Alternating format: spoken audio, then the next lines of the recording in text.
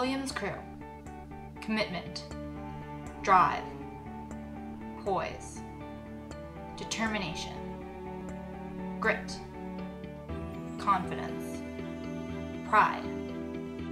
One of our team's most important mottos is bring pride. What it essentially means is that your behavior should be a testament to the values of the team. Your actions should make people proud to be your teammate. Bringing pride to my teammates is important to me because I'm so proud of them. They are my role models and my best friends.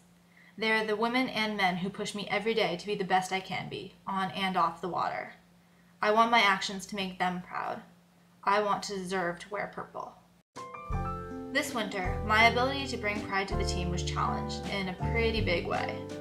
Somehow, a minor backache turned into an inflamed disc that caused me intense pain whenever I rode or even sat still for too long. Sometimes, I couldn't even fall asleep because it hurt too much. But even worse than the physical pain of the injury was the emotional pain of not being able to row. I couldn't understand why my body had suddenly decided to break on me. I felt completely weak and powerless because I couldn't go about my daily life in the same way I was used to. Furthermore, I felt lonely and isolated from my teammates because I couldn't train with them. For months, I had to sit and watch and occasionally cry while everyone else did workouts together. I knew I was still part of the team, but it didn't feel that way. Even though everyone supported me, I still felt like I was completely on my own. But I didn't tell anyone how I was feeling. Every time someone asked about my back, I just said I was fine. I never told people that I was in a lot of pain, or that I was lonely, or that I was terrified I wouldn't be able to race. I just pretended everything was fine, and I tried to convince myself that that was the truth. People told me I was so strong for keeping such a positive attitude about my injury. They thought I was so poised because I never complained. Those compliments always made me a little embarrassed because they weren't true. I may have appeared strong and poised on the outside, but on the inside, I was falling apart. But I wanted people to think I was strong. I thought that if I shared how I really felt, I would be showing weakness and not bringing pride to my teammates.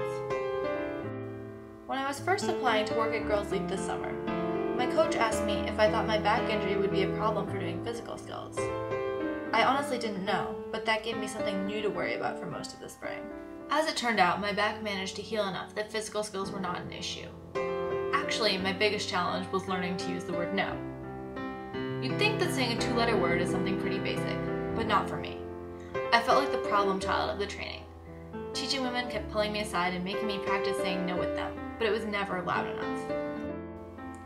When I finally had my breakthrough moment and said no as it should be said, loudly, firmly, and with confidence, a million different feelings washed over me.